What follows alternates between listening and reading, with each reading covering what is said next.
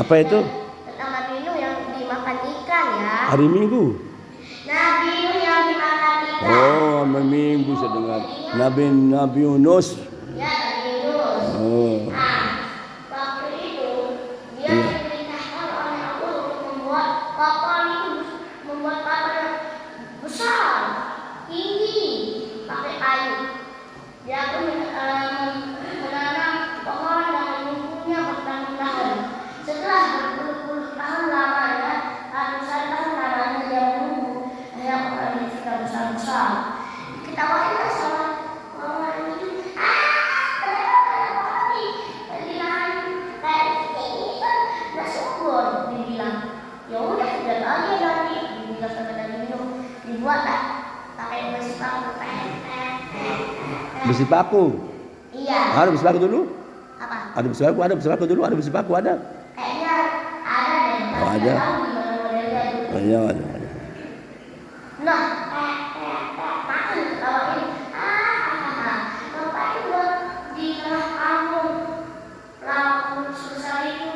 Airnya nggak ada, dibilang gimana mau belayan? Terus tiba-tiba hujan datang. Hujan itu datang, tapi yang pertamanya sebentar. Ya, nggak jadi kamu belayan. Tadi yang kedua ini lama, terus banjir. Terus Nabi Nuh pun memanggil semua orang beserta hewan-hewan. Hewan dan manusia silakan naik ke kapal saya ya. Lalu naik, kecuali orang-orang kapal itu diam di bawah sama anaknya. Terus diajak anaknya yang bersama, anak sini naik sama bapak. Tak mau pak, di sini lebih tinggi di gunung. Lihat aja memang tinggi, kita lihatnya tinggi. Nanti siapa tahu bisa tenggelam di gunung sama tsunami. Terus nggak mau pak, kan di sini aja di gunung ini lebih tinggi daripada perahu bapak, dia bilang.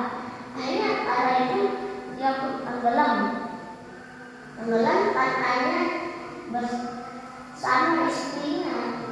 Terus sudah lama berlayar, dia pun disuruh karena perahu itu goyah, kebanyakan penumpang. Akhirnya diundi, siapa yang mau lompat ke laut, diundi terus berkali-kali. Nabi Nuh keluar namanya. Nuh di kertas Yunus semuanya. namanya itu. Yunus ya. Ya, Yunus. Ya, Yunus. Terus udah berkali-kali diundi, tetap dia pun Nabi Yunus itu tetap ada namanya di situ. Akhirnya dia disuruh lompat. Tiba-tiba ikan besar itu datang. Ini ketika dia namanya Nun, yaitu melongkoknya, hap gitu, langsung masuk. Melahap. Bukan melongkok, melahap. Ya, melahap. Kan bunyinya ham. Melahap itu. Dan anak besar-besar terus masuk ke Yunus itu ke dalam. Terus selama dia di dalam ikan itu dia kesepian. Tidak ada teman, gelap, tidak ada lampu. Makanya dia berdiri. Terus dia tidak ada lampu, dia di dalam ikan, tidak ada makanannya, apa mau dimakan? Tidak ada. Akhirnya dia doa. Nah, la ilaha illa anta subhanaka inni kuntu minaz zalimin. Dia doa 3 kali. Nah, sebelum kita lanjutin, kita suruh ibu-ibunya dulu baca 3 kali yang la ilahnya. Ayo baca semuanya, ibu-ibunya dulu ya. Ya. Baca. Bimbing. La ilaha illa anta subhanaka inni kuntu minaz zalimin. satu.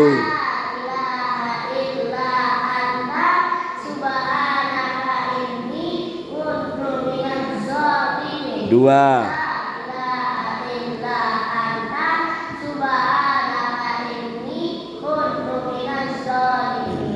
Sekarang bapak-bapaknya. Oh, bapak-bapak sekarang.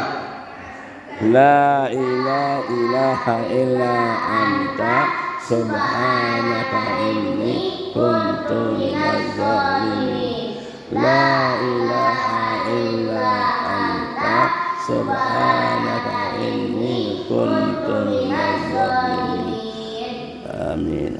Amin. Terus setelah membaca itu pun dimintai sama ikan lele. Wah, keluar. Dia udah dibeli pandai. Saya nggak tahu ini saya di mana ya. Dia bilang lagi di sini. Tahu saya di mana tadi? Nah, dia nggak tahu terus dia jalan aja. Terus dia jalan sasar. Yunus namanya. Ya, Yunus. Terus ikannya itu bukan kayak ikan hiu ya. Memang yang namanya itu ikan hiu, tapi nggak tahu kenapa namanya Ikan paus.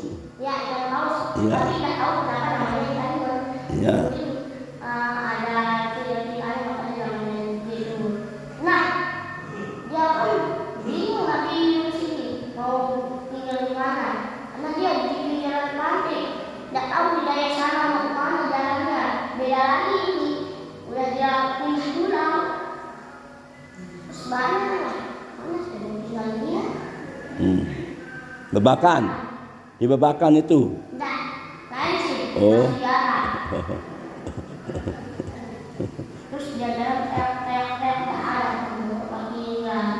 Anaknya udah tenggelam.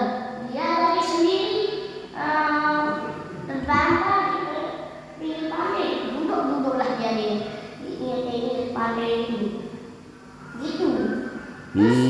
Terus Itu apa saudara-saudara yang mengikutnya itu lanjut dia jalan. Karena dia yang terudik dari ikan paus. Nah, dia itu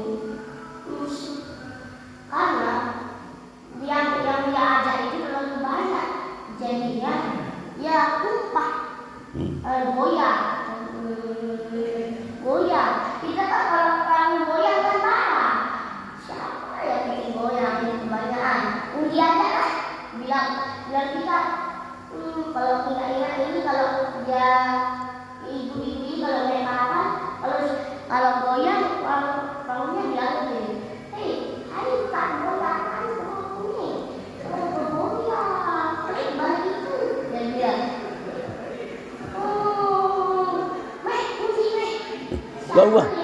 Kau marut tian turun di baru. Ya, Malik. Kalau kita.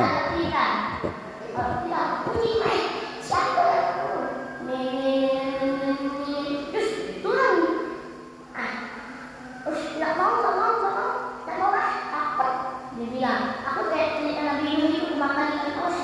Soalnya kita nggak hafal doanya gimana. Jadinya takut. Coba kita hafal doanya. Udah, kita nusuk lautnya. Mana lautnya dalam, takut lagi. Tahu nggak ingat? Cepat takut. Dan yang baru aja takut. Apalagi dia tadi, yang tinggi aja takut, yang dalam takut. Dan yang berani. Terus kamu akhirnya bisa numplak di kapal. Jatuh. Untung Nabi itu berani turun. Kalau kita nggak berani turun pas waktu kapal itu goyang, udah kita yang numplak juga sama Nabi Nuh. Kalau Nabi Nuh nggak lompat, dia juga numplak sama kaum-kaumnya ke laut. Makanya ini kita disuruh diundi, kita harus siap mental. Kalau pergi berlayar itu harus siap mental. Nanti kapalnya goyang, kita yang disuruh lompat ke laut. Oh gitu ya, gitu. Makanya kalau ke berlayar jangan sok-sok berani. Saya berani, tapi pas diundi ke laut nggak berani. Makanya kalau kita belum yakin atau belum berani kalau diundi terus masuk ke laut, jangan aja bilang, nggak usah, saya nggak berani, cari yang lain ya. Itu bilang, jangan bilang, saya berani. Nanti sampai di sana diundi nggak berani. Begitu. Kalau belum jalan, Sok-sok. pas jalan nggak berani. Sok-sok ya. Iya. Sosok berani. Ada yang begitu sini, ada berani, kini ada ibu ini berani. Nggak tahu. Udah berani atau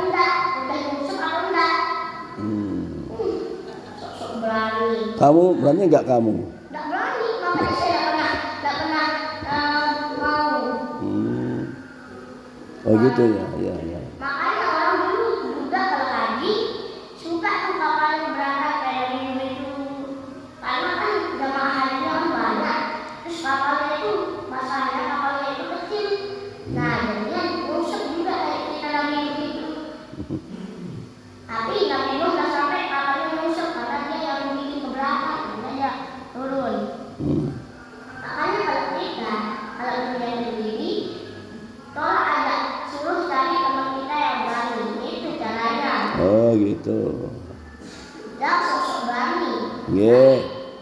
Terus nanti belum lagi kita nggak ditahu kalau udah mati di dalam laut itu. Kita bilang sama teman-teman kita, gimana ini cara nguburinnya soalnya di laut. Kita gimana cara ngambilnya? Pasti kita mau mancing, keberatnya dibilang. Pusing lah kita. Jenazah kita mau dikuburin di mana? Bisa kok kalau dia matinya di laut, kita diamin aja dia di laut. Tapi bisa kok ke alam bawah kalau kita melalui tanah. Kalau udah terlanjur matinya di situ, ya udah nggak apa-apa. Habis masih? Nah, tapi kita ini soalnya kita ini takut mati. Jangan coba yang ekstrim, naik kapal, belum tahu gimana perjalanannya. Kita takut mau mati, tapi kita itu naik kapal, nggak tahu apa yang terjadi nanti di kapal, nggak diundi atau enggak, kita nggak tahu. Kita kan pertama, jadi nggak tahu kita apa yang terjadi di sana.